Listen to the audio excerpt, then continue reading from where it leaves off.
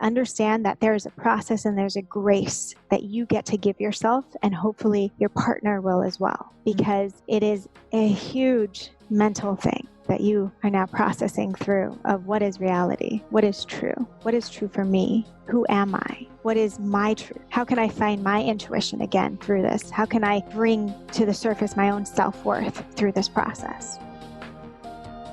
Hello, and thank you for joining our podcast, Hope to Recharge, a show that is designed to bring hope, inspiration, motivation, and some practical tips to those that are battling depression and anxiety, and to those that are supporting loved ones that are going through the journey in this difficult time of depression and anxiety. I'm here to tell you, you are not alone, and we will live beyond depression and anxiety. We will share our stories, one story at a time, in a world of mental health. Together is better.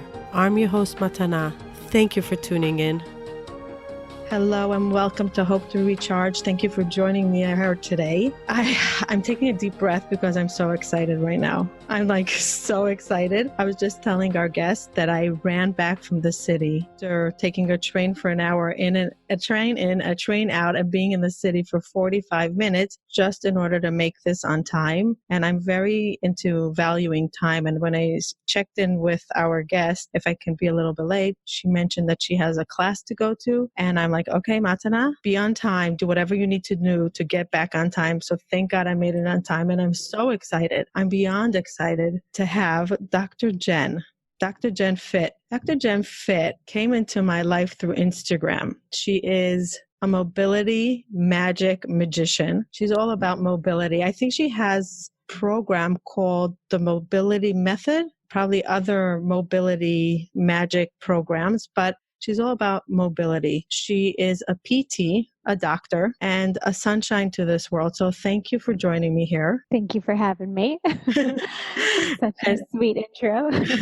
So Dr. Jen is more than a doctor. She's an incredible human, really an incredible human. And if you know her from her Instagram, it's always full of a smile. Even though she can be standing upside down, inside out, pulled from all the sides of the room, she's still smiling. And one of the things that really attracted me to follow her on Instagram, besides the fact that she taught me a lot about my body, and with me suffering from migraines, she gave me amazing tips about my migraines and stiffness of my shoulders and my hips and my foot. Every time I had a question, I sent it Jen's way, but there was something so genuine and loving. And she always responds. It was like, she's not too big. Yes, she has a ton of followers on Instagram and she's very popular, but she cares. She really cares. And you see that she does it with passion. Like it was something that she loves. And I just was like a magnet to her. And then I met her at an event like a year or two after. And then I met her again in a trade show somewhere. And I said, Jen, I need to have you on my show. And I was sure she's going to say, oh, I don't have time, because she's super busy. She's like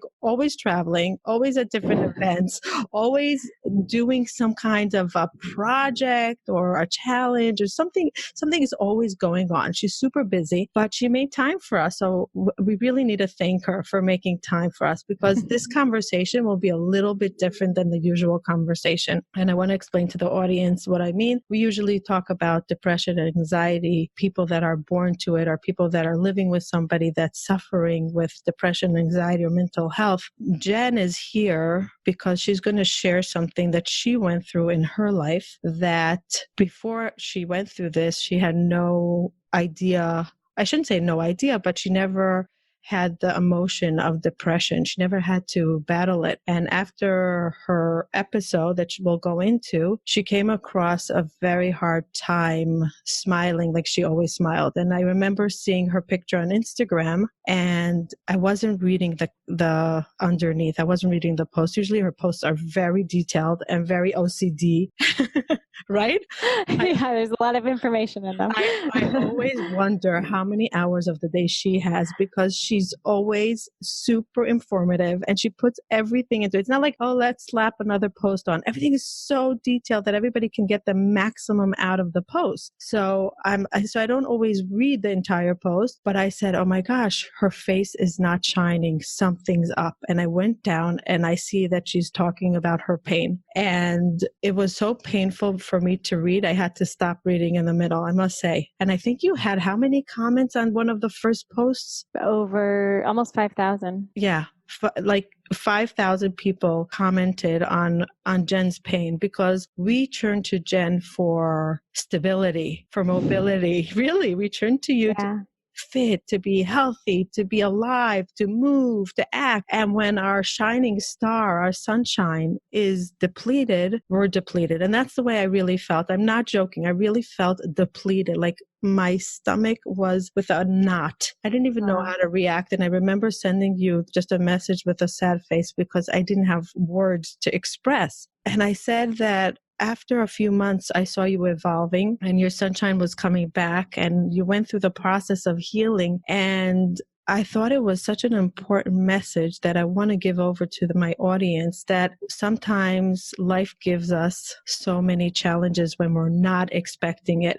So there's one thing to be born with mental health or to be aware that we are struggling with it. That's part of us. Then we're walking in the street and it's like a car accident and suddenly boom, out of nowhere, something happens to us and we drop like 100 feet and we're not prepared and we go into this deep, dark place. How do we prepare for it? And that's what I'm going to go through in this show with you in this episode. How do we prepare? And I think you, from all the years that you did prepare, even not knowing that you're preparing, you prepared it as a gift from God. And that's why I think a big part of your recovery was fast, and finding your new journey was fast because you were strong. Do you agree with me? 100%. I mean, I think not only physically, but I've done so much personal growth and personal development work throughout my time in that previous journey that once it finally all collapsed, I didn't take it personally like I know most would. Wow, that's big. Yeah. So you were as if your subconscious knew that something was coming and you were preparing for the hurricane. Yeah, 100%. Wow. You speak about a lot about the gut feeling.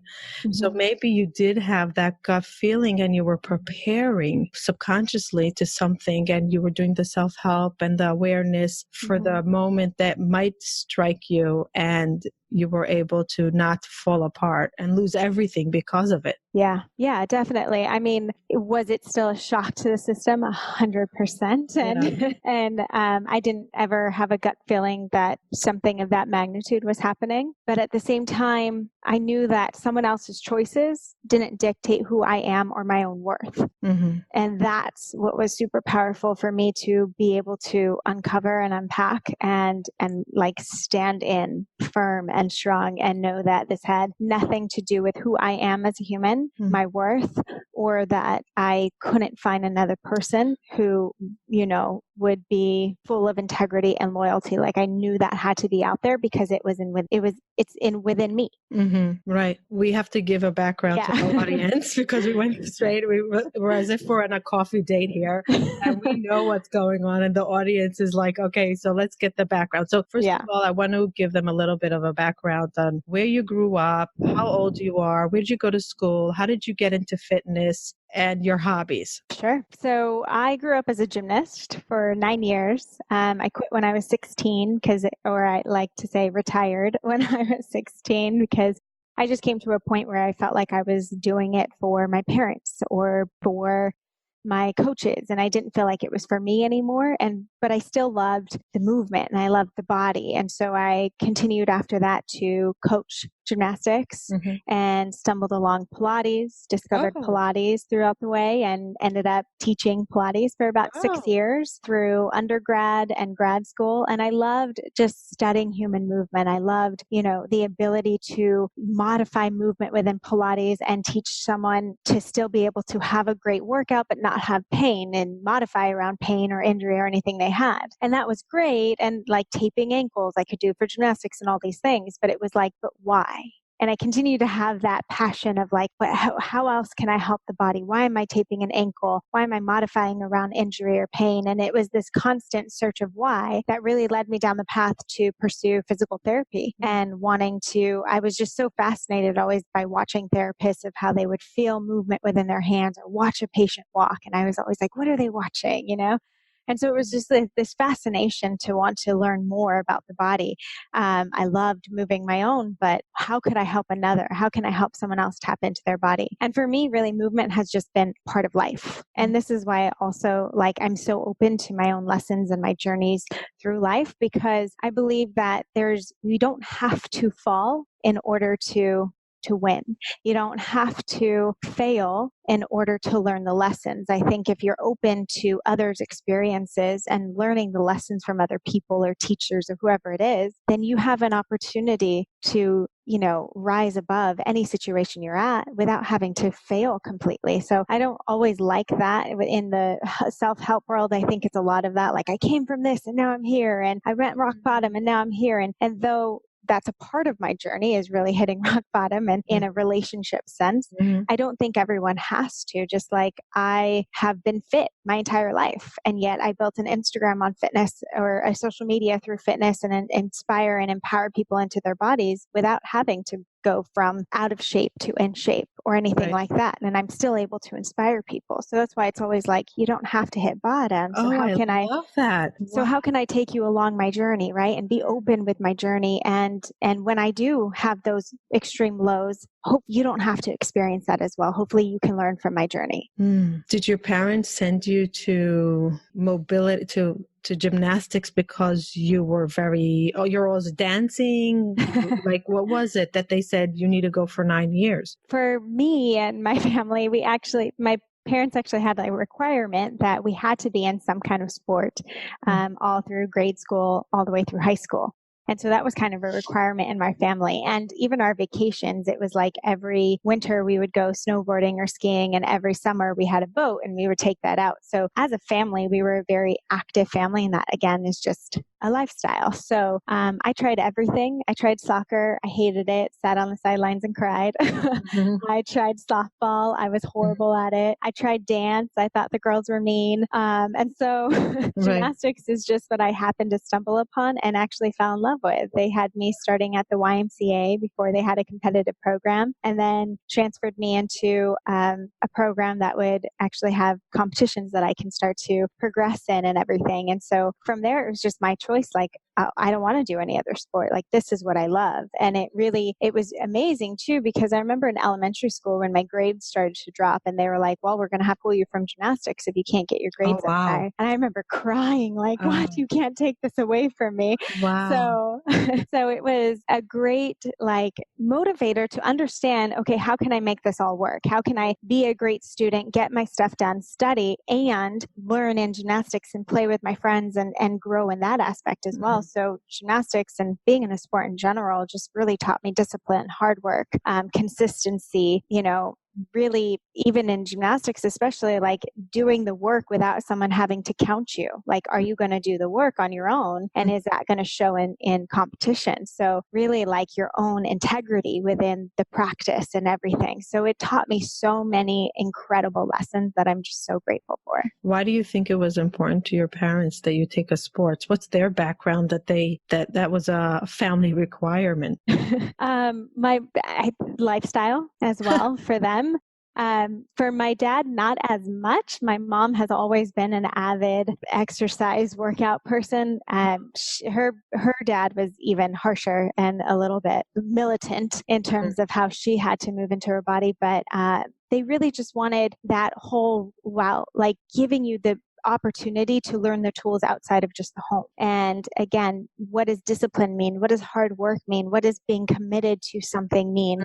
And having us embody that through sport. So I'm super grateful. It sounds, maybe. No, that's exactly the word I wanted to say. You must be so grateful. So grateful, because it has never been, even if I have weeks where I've I slow down on my exercise program, it's not something that I don't beat myself up for it, because I know I'm going to step back into it, because it's something that just a part of my life. I love it. I don't care if I'm getting outside and walking, that still counts as movement, or if I'm sweating in the gym, I love it. And it's a part of my lifestyle. That's how I like to look at it. And when I did go through what we're going to talk about, I actually took a step back and listened to my body in a different way. Right. Not physically, but emotionally. Yeah. Yeah. So then you went you decided you're going to leave gymnastics. You're going to take it to the next level of helping, not just performing, but helping. You wanted to make a difference. Yeah. And I just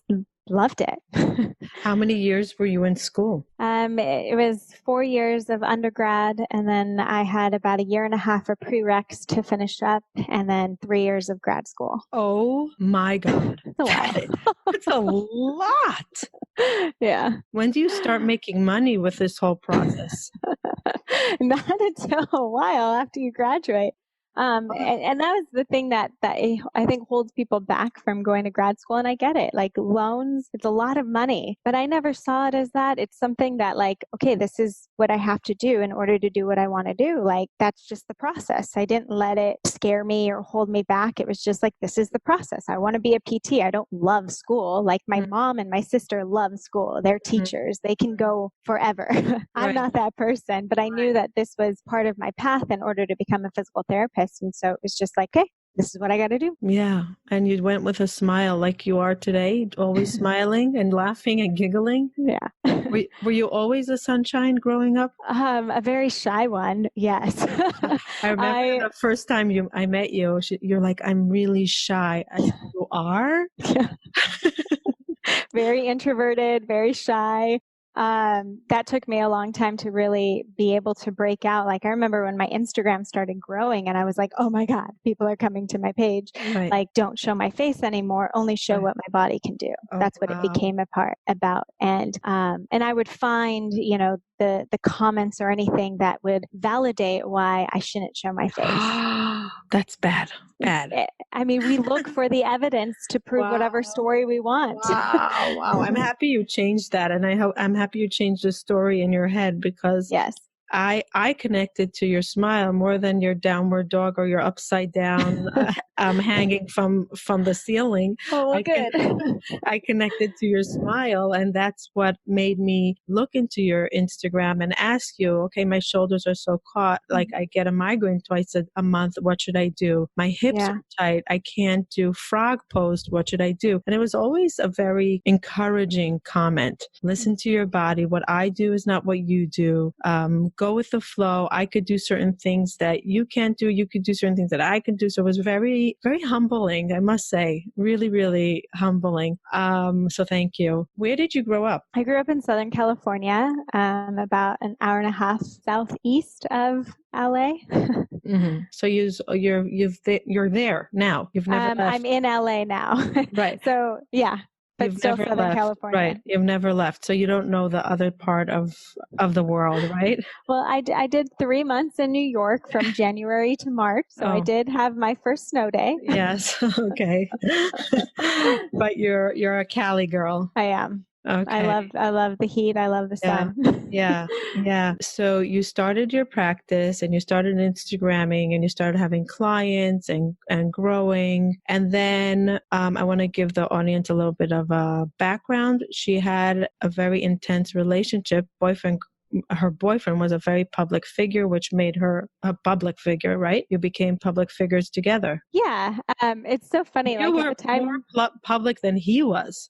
At the time that we met, I had more of a following than he did. We were popular in different ways. Like he was, more in online marketing, and I was more in the social media world. So it was just, Right. So you were both building your careers side by side. So you were a very public couple, and you were a couple out loud. Like you were.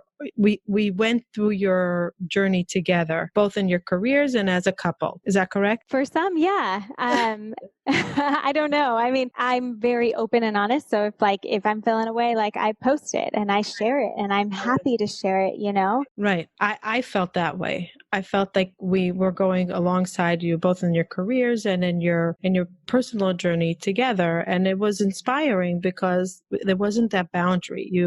We felt like we were your friends in your journey. And then what happened? And then I was unfortunately sent some information about infidelity and just unfaithfulness. And that was my moment of experiencing what would feel like a panic attack and high anxiety. the reason that I even spoke up about this and said it isn't like, it has nothing to do with the public figures and the numbers Right. or anything like that. You know, the fact that so many people reach out to me saying this happens all the time, and me too, or I haven't told anyone, but that happens. And it's this continual, you know, experience that people are going through. And one, for especially women, feeling really shamed about, feeling really like, where do you go from there? Mm-hmm. And I wanted to speak out about this because, one, we don't need to be shameful for our stories and our truth and what happens in our world and in our lives. And true vulnerability is being able to step into that and show that it's a strength and it's something that we go through, and I'm here with you to go through it together.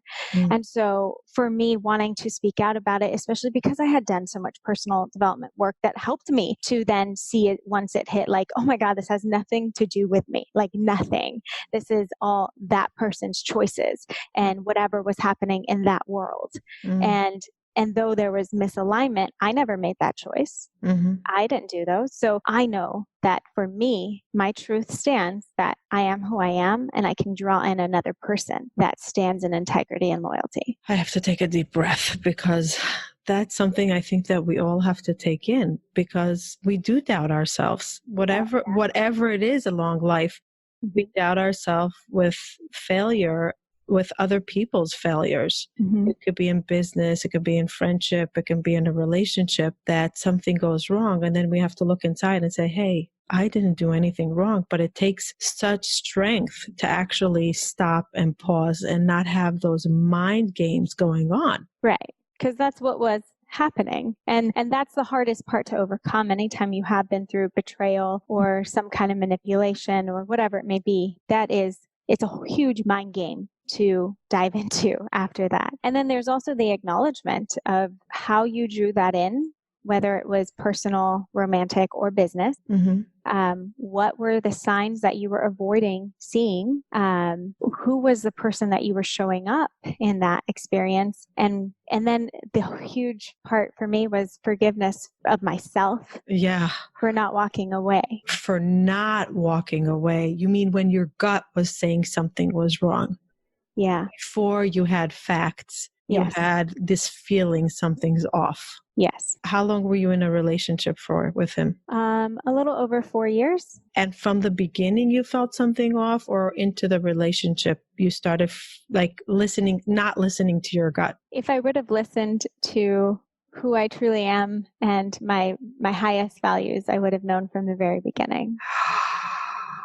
That is forgiveness. Wow. I think, is it Oprah that talks about that? I think Oprah or Brene Brown, the biggest forgiveness we have to give ourselves for not beating ourselves up about, I should have, I could have, what if? And the forgiveness starts with us. And if we don't forgive ourselves, we will never forgive others. Yeah. 100%. Wow. Did you know that before this happened, before that awful truth came to reality? I had been introduced a lot to forgiveness and what that means and all these things, but I was choosing to not listen. I was choosing to stay in the potential of what could be, in the potential of but what if this happens? And what if, like, we end up better? A fantasy. Yes. Living into, instead of seeing who was directly in front of me and The now. actually being presented. The now. And going by that. But it's such a hard balance, Jen, because we always, like, our life is never perfect. We always go through the roller coaster, right? So when do we learn to listen to ourselves, and when do we say stop? When did we learn not to listen to ourselves? I think that's where it goes back to even deeper. And that's where I had to observe in myself too. Like, I knew when I wanted to quit gymnastics, and that was a hard thing for me to, I even wrote a letter to my mom because I was scared to even just tell her, like, but it was something that I knew. And then she went and told my coaches, and my coaches had a big talk with me, but I stood firm and, like, this is what I'm feeling. And I know that this is where, like, I don't want to go and do this in college. So I'm going to quit right now. And that was the biggest, just after 9 years of that being my life, that was the biggest decision I had ever made to date, you know, but I stood firm in trusting myself and doing that rather than allowing what could be or listening to other people. So I was that person at one time. where did I lose that along the way? When did I stop trusting Wow. myself? And that's what I really get to look into and assess. And I think I'm still kind of looking into those kinds of things, because it's like, okay, well, I grew up in a very structured life, and like always listening to what I should be doing, and what, like going to church and doing college and doing this. And I was very much the listener, the obeyer. very, very much Yeah. like follow the rules. I remember even with my cousins, who are like my best friends growing up, and we would do Halloween together. I was always like, if we did like, what is it called? Wizard of Oz. I was always Dorothy, because I'm Little Miss Perfect. Like that was like the epitome of me. I was Little Miss Perfect who followed the rules.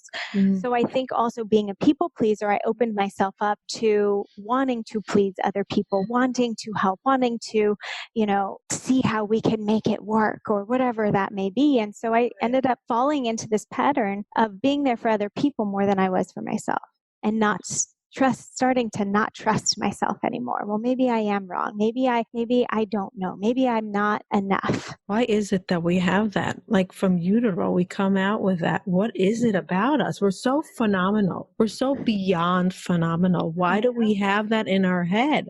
I know. And, it's so many different experiences that get rewired in different patterns, right? Whether it's from familial or friends or any trauma. Like no trauma outweighs another, because whatever you experienced, that's what you made to believe. And that's what you put inside your nervous system. So overcoming those patterns, that's hard.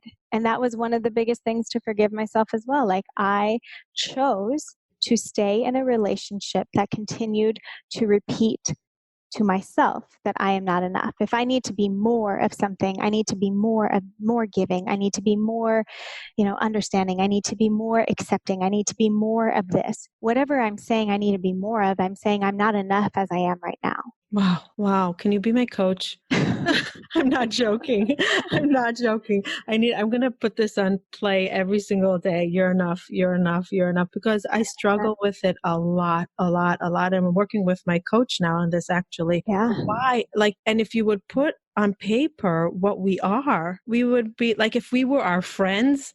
Yes. We would be so proud to be our friend, right? For some reason, when we look in the mirror, we doubt. But you said something so profound. I think it was on one of your Instagram stories or a post, or I don't remember where I read it. You said we are a product of what we attract, and we're basically a magnet, and we have to figure out, why are we attracting these people into our lives? What is it about us? And we have to change that in us to not attract this into us. Did you learn what it was that was attracting that? 100%. For me, it was self-worth.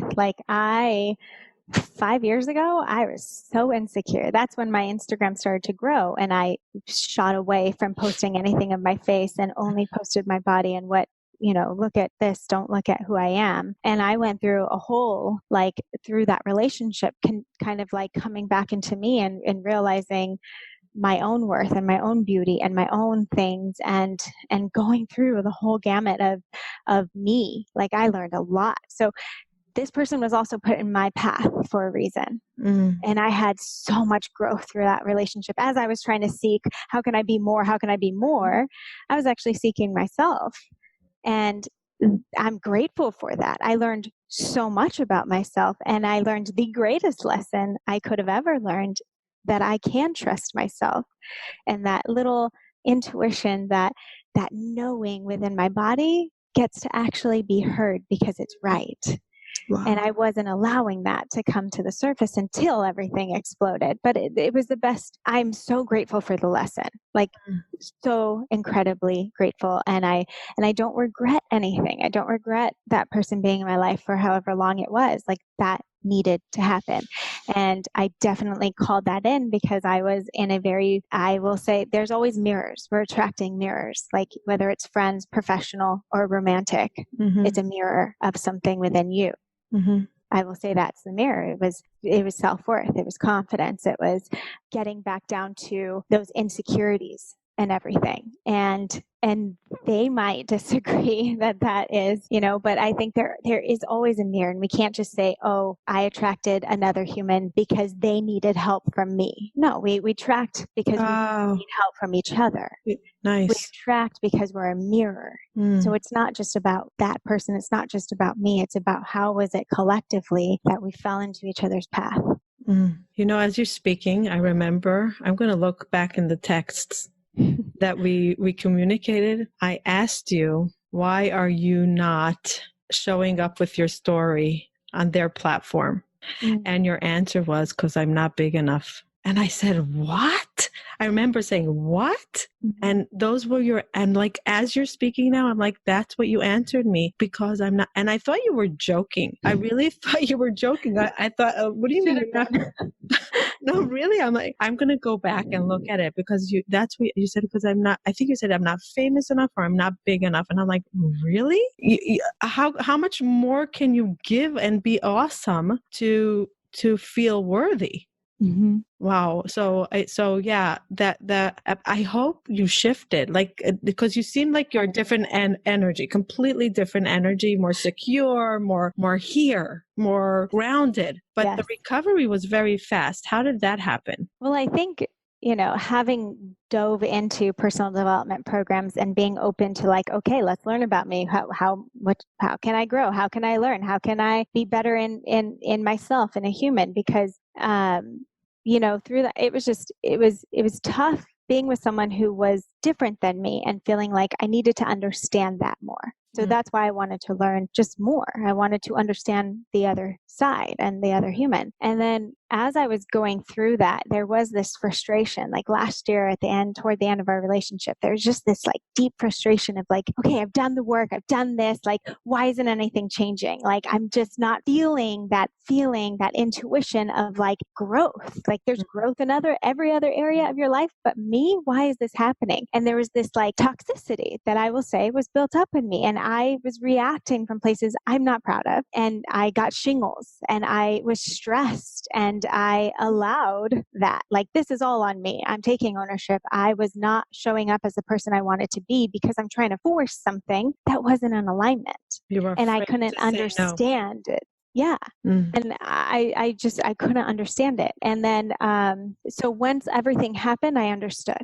Once I received the evidence, I understood, like, oh, this has nothing to do with me. Wow. This is that feeling I was having. That was the misalignment within us, which I get now. And that choice that the other person made has nothing to do with me. That's their choice. That's their decision to do. And that knowing in my body, that frustration, that toxicity that was building in me, that's because I knew something was not right. And even though I can be told that I'm crazy and that I'm this and that, whatever, I don't care what anyone else says now. I know. I know. And it was this freeing moment of like, oh my gosh, I'm right. Like in my body, I am right. And I get to listen to myself and I get to trust myself. And it was just this, it's such a beautiful experience. And though, yes, of course. A validation of who you are. Yes. And you know yourself best. Yes. And then, of course, when it first happens, there was this like moment of like, like, oh my God, I can't even breathe right now. Right. Which was, and then I laughed at myself, like, come on, I teach people how to breathe. How am I not breathing right now? Right. And it did allow me to then work on my breath work, come back down into myself and calm down. And I was able to get out of that moment of panic and anxiety. How long was that period of sadness? I mean, that panic lasted probably in the first like 30 minutes. Sadness went in waves. There's like a numbness to a crying to an anger to a, like waves of all kinds of emotions came through me. Did you need to stop working for a while to just take pause to take care of yourself? 100%. First 2 weeks, I will say I didn't really eat as much. I had a lot more probably rosé and cookies than I probably should have, not actual nutrients. I stopped moving and exercising because I was listening to my body. My body just needed to like process. Yeah. and stop for a moment, which was huge for me. Not moving, not working out. I'm grateful that I had that opportunity to just be, and that's okay. There's no Wow. beating up. There's no like disappointment or shame in that. Or guilt. Yes. That perfect Jen needs to be back on the floor doing upside downs when her world is falling apart, and to listen to yourself and give yourself permission to turn off. Yes. Wow. Yeah. So how long did you stay in that deep sadness of crying and doubting and replaying in your mind, what if, how could, when, and oh, I'm so dumb and I should have and I could have, and that's what it was, and all that stuff? How long did that last? I would say it came in waves in the first 2 months mainly, of everything. And I am incredibly blessed with an incredible support system around me. Like, I must say, one of my best friends came to my side almost immediately. She was there. And then immediately we were like looking at apartments together and like, hey, where am I going to move into? Wow. Yeah, that same day. And then my other girlfriends came, and I had a team around me. I was never alone for 2 weeks, and I had people willing to open up base. And I think that's like the most important part, because I couldn't be around the people that were just like, oh, great, like great, better, da da da. And who want to push you through your journey because they don't understand how to be with someone who's processing. So I was also so grateful to be around people who could hold space for if I needed to cry, if I needed to be angry, if I was a little moody. I had times of like being a little moody where the next day I'd be like, ooh, sorry guys, like all good. We get it. Like Winnie the Pooh and Piglet, I was talking about it today. They just said, I'm having a bad day. And Piglet said, I'm here just to sit. Oh, okay. See? Yeah. That's beautiful. Yeah. That gives me chills. Yeah. I'm just here to sit. We don't have to talk. We'll just be here until you'll feel okay. And that's such a lesson in mental health or in struggles or something like that, we don't have the answers to everything at all. You don't have to. Right. And just journey doesn't have to look like someone else's. Right. And we don't have to make them feel better. Just by being is the medicine of better, because sometimes processing it too much and going through it, sometimes we don't want to talk about it. We just want to be sad. We just want to be moody. We just want to be angry. We just want to, or just eat popcorn and stuff our face with ice cream and know that it's not healthy, but this is what we just need now in order to overcome that moment. And when we have someone that gets it, that's everything. Yeah. And you're super, super connected to your family, like hyper obsessed with your nieces and nephews and your family. You're very family oriented. I very am. So value to me highly. And I feel like you want your own family. You have so much love to give. I feel like I can see you with like little kids running around doing downward dogs with you on your shoulders, like I could see that you have so much love to give to kids, and you give it to the people around you. Did they show up for you? Like you showed up for them? Oh yeah, always. I mean, when everything exploded, it was 5 days before Christmas. So I had my family with me. 5 days before Christmas. What a time. Did the person ever apologize? Yeah. I think what's hard is like processing an apology of continual behavior, it's actions, it's responsibility, it's ownership, and it's knowing that through your choices, though I'm not victim to it, through your choices, though, it's a whole mental process that I will be continuing healing through for probably the next couple of years. And anytime someone has been through betrayal or anything like that, it is a process, and it's you affected someone's mental health and psyche. Yeah. And so though there could be apology for the actions that were done, I think there's still, me personally, completely honest, like resentment and in the lack of ownership of what you do to someone else's mental health when you do that. Right. It's not just an apology and moving on. You manipulated something in their mind. It's like running somebody over with a car, and you have to reconstruct them. Yeah. You can't just say, oops, I ran you over. Let's put you into surgery and put all the limbs back. The mind is broken. Yeah. And that's why it's like when I told my story too, it wasn't to be like, look at me, a strong, powerful woman, and I'm walking away. Because I get in every scenario that doesn't happen. And there are some people that must stay, whether it's for family or finances or anything else. And I think whatever path you choose is the path for you. And it's hard either way. It's hard to walk away. It's hard to stay. And more power to you for being able to make a choice, whatever choice that is for you. It's just understand that there's a process and there's a grace that you get to give yourself, and hopefully your partner will as well, because it is a huge mental thing that you are now processing through of what is reality, what is true for me, who am I, what is my truth, how can I find my intuition again through this, how can I bring to the surface my own self-worth through this process. Being along that mental journey, whether you're staying with the person or whether you're leaving, that is, like I will say, give yourself grace. Allow yourself to go through waves and periods of crying and release and frustration. Go in your room, throw pillows, scream into pillows, whatever you need. Like releasing anger and processing that is so incredibly huge. I remember I did Christine Hassler's retreat, which was an all-women's retreat, about a month and a half after everything. And it was such a gift. By the time that retreat came around, I was like, oh, I've done all the work. I'm good. Like, I don't know why I'm here. What is her retreat? It's just like a 2.5-day retreat for women to really start to open up into like whatever we need to process through, some personal development stuff, forgiveness. Like there's so many layers to us as humans, and especially as women, and being able to embody all these different parts of our masculinity and our femininity, and being able to unmask where deeper emotions or processes within our neurological system and our mind are stuck. Like, how do we process that? How do we come into our higher selves? Like she has amazing processes to take you through. And one of them in particular that really hit me, we were doing what she calls an anger burn. And I could even feel it as she was talking about it, blood boiling and anger shaking. And I was like, oh, I need this. Like, I need this. And she talks about, like, especially for women, we don't have great releases of anger. Like, it's not proper. It is not feminine. It's not feminine. So women don't have as many outlets to release anger because it's looked down upon. And so she allowed us to release anger.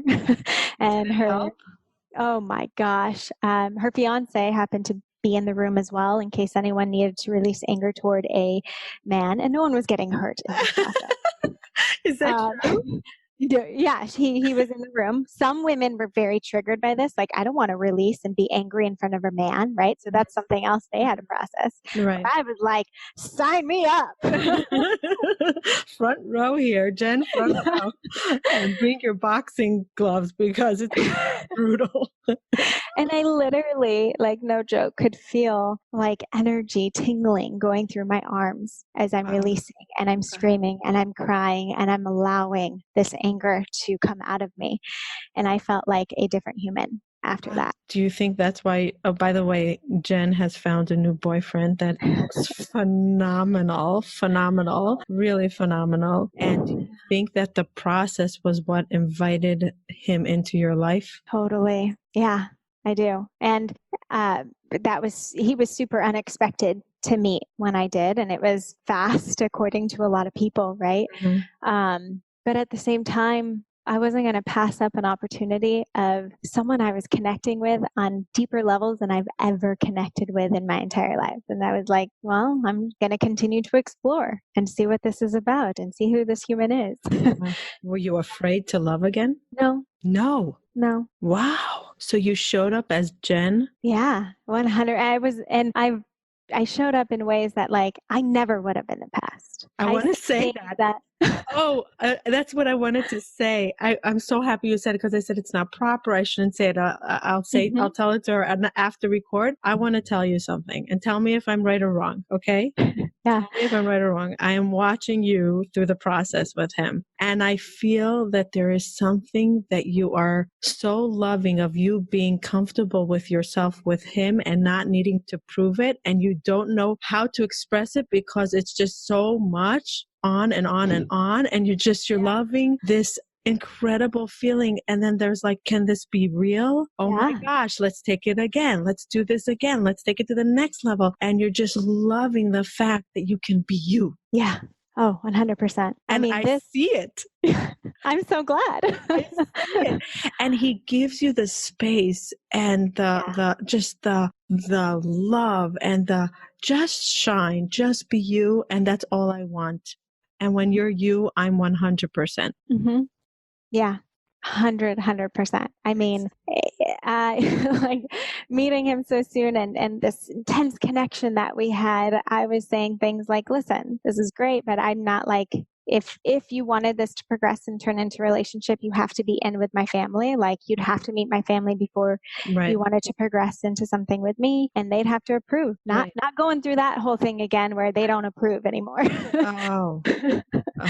And then I also said, like, I'm not looking for just a boyfriend. I'm looking for a partner. I'm looking for someone to do life with. And I totally understand if like that scares you or you're not ready for that, like all good, but that's just where I'm at. And he was like, great, sign me up. Like all these things that should be scaring a human away, we're only drawing him in closer. Right. But that's your energy that you worked on to get rid of the out with the old, in with the new, fresh, forgiveness, working on yourself. And you jump-started it by all the years that you had the self-help, but then you had the crisis. Then you went deep under, but you came floating up so fast. And I really believe that it has to do with your exercise and with your mobility and all that. I really honestly believe that people that do exercise every single day, people that breathe properly every single day, people that get their energy out, their crisis will be, it's not that they won't have a crisis, it just won't live as long.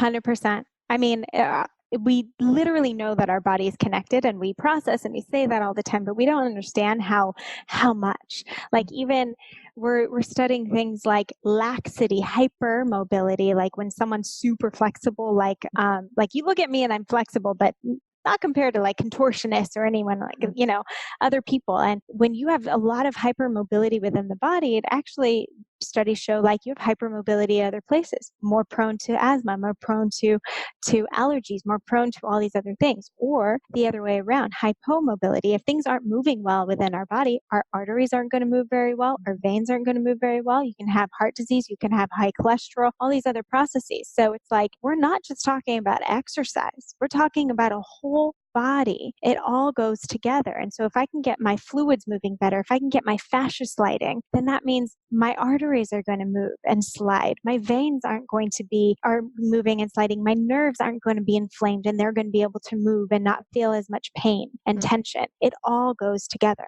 So I know you have to go and I have a few more questions. Do I have 5 minutes? Yes. Okay. First, I want to leave the audience that's going through mental health or audience that sees somebody that's going through mental health challenges and wants to prevent their big baseball bat on the head from lasting long. Can you give them 2 or 3 tips to do every single day that will keep a healthy mindset? Yes.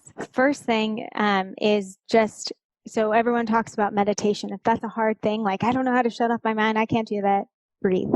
So what I take people, my clients all the time is breath work is the number one thing that we do first. And that just means, okay, so I say like 5 to 10 minutes before you go to bed, at least start with that and then learn how to like process it within your day, whether you're driving at your desk or anything else. But what we want to focus on for a breath cycle, and when we look at a typical breath cycle, we see the inhalation phase and the exhalation phase.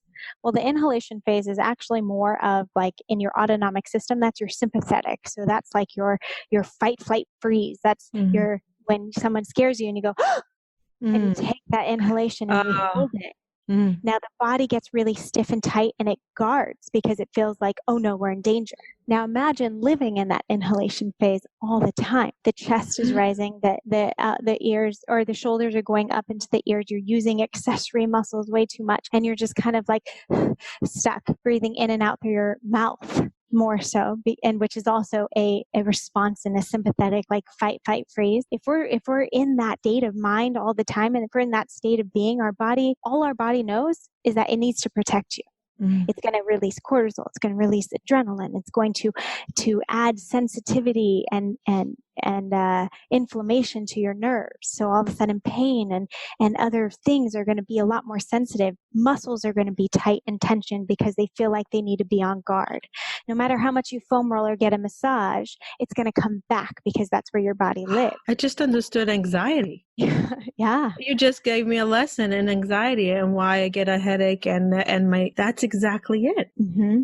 Most of the time. And especially if we're talking about headache things, all these accessory muscles up by our shoulders and our neck, they're only supposed to work if we need them to. They're accessory, right? So if I'm running a long time or I'm doing something like that, and then I start to need to use those muscles, then they kick on. But if they're kicking on all throughout the day, of course, I'm going to get migraines and headaches. And I'm using all this extra pressure and all this extra work that doesn't need to be happening. But now if I can tap into that exhalation phase, that going to get a massage and that, that's what we want to focus on. And that's why it's like, don't just take the deep breath. Because mostly when we think, oh, take a deep breath, we focus on the inhalation. Our shoulders rise up to our ears and we get this lifting in our chest.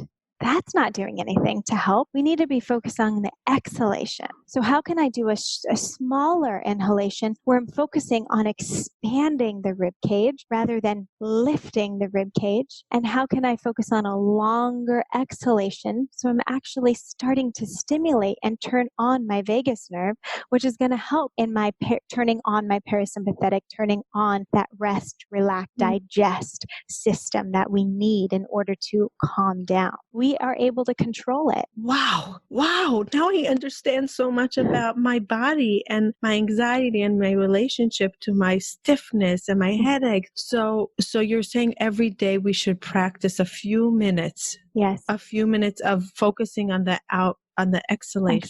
Focus on it. Focus on the breathing. And I like to put the hands around the low rib cage. So if you're lying on your back, put your hands around your low rib cage, give it a little squeeze and see if you can take a slow breath in from the nose into those hands to expand, not by lifting, not by tensioning, but just by kind of using that rib cage. See if you can get it to expand, because underneath that rib cage is your diaphragm. That's where the diaphragm needs to move and drop and lift. So it's not by lifting the rib cage, but it's expanding the rib cage. And if we can get into that and then a slow exhalation from our mouth, that really retrains the diaphragm. So slow, like 4 seconds in through the nose, 8 seconds out through the mouth, really, really, really slow, like you're blowing through a straw, and feel those hands come together, and then do it again, and then do it again. And really practicing that kind of breath, especially then when you start to get into stressful situations. So say you're stuck in traffic, practice the breath. Can you calm down? Say you're experiencing a moment of pain. Practice the breath. See if it goes away. I've had clients that practice this breath laying down, 5 years of back pain, and suddenly it's gone.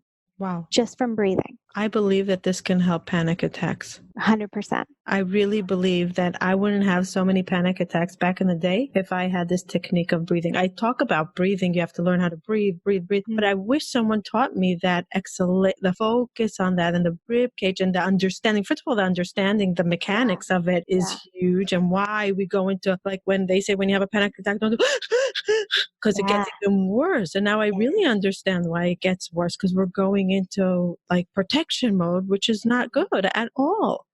Right. What's another tip you can give us to prepare ourselves for a crisis, or to lessen the impact? Yeah. So anything that stimulates that vagus nerve, I'm going to continue to talk about that because that's our respiratory nerve. That's our nerve that turns on our sympathetic or turns on our parasympathetic. So things like, I love the Gorgeous ball.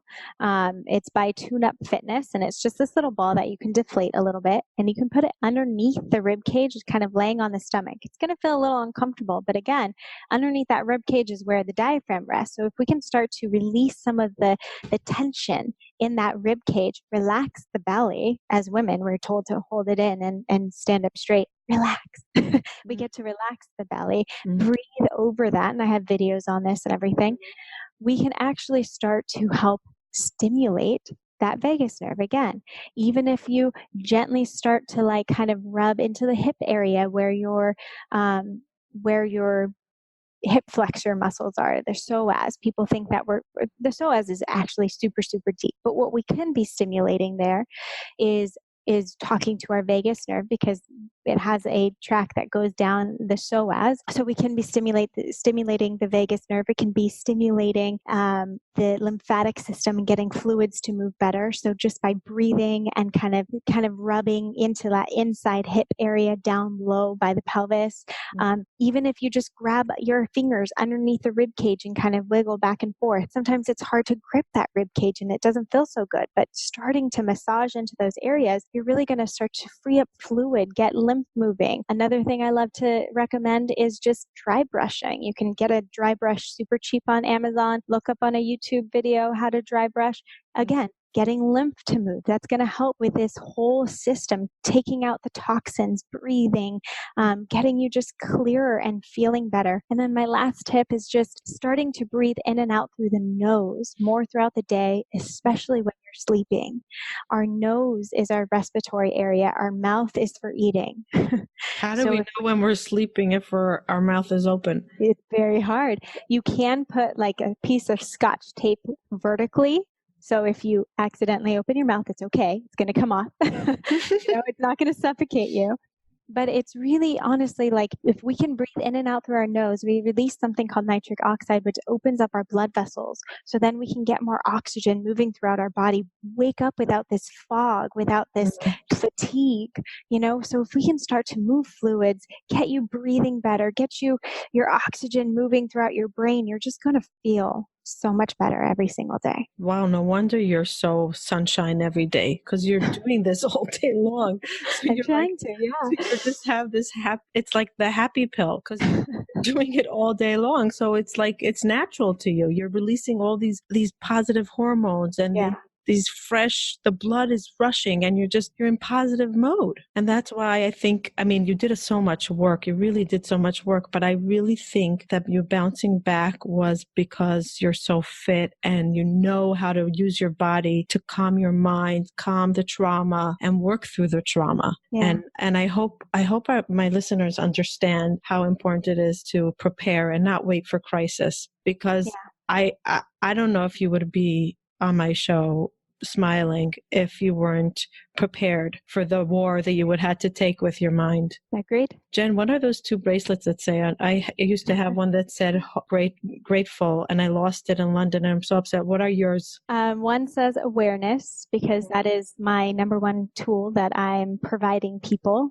I am not fixing anyone, but I'm guiding people into awareness into their own body so they can learn how to heal themselves. Mm-hmm. And then my other one says my truth and it says queen. And my partner's says the same thing and his says king. You got it as a couple? We made it for each other.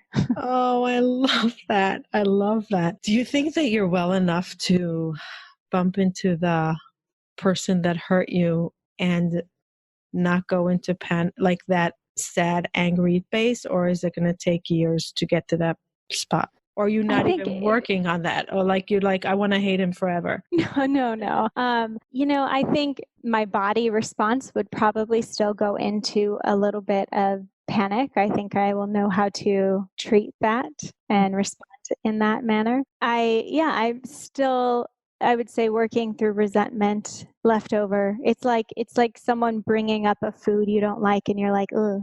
Allergy. Or you're allergic, right? Yeah, you have just like a reaction that happens. It's still like that kind of thing still. Right. What message do you want to give women? Then if you have one message to give them about betrayal to take with them, what would that be? Trust yourself.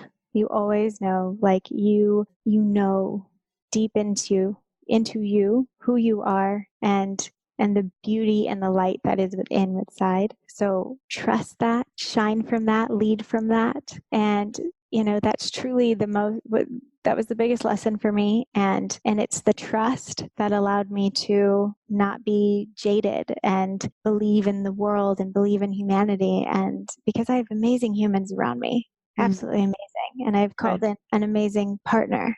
So it's possible, but it starts within you. Trust yourself. Trust that gut. I like that. I'm going to ask you a question that I always ask. The name of the podcast is Hope to Recharge. And I hope that every episode gives a little bit of a recharge for those that are struggling with mental health. What does hope mean to you?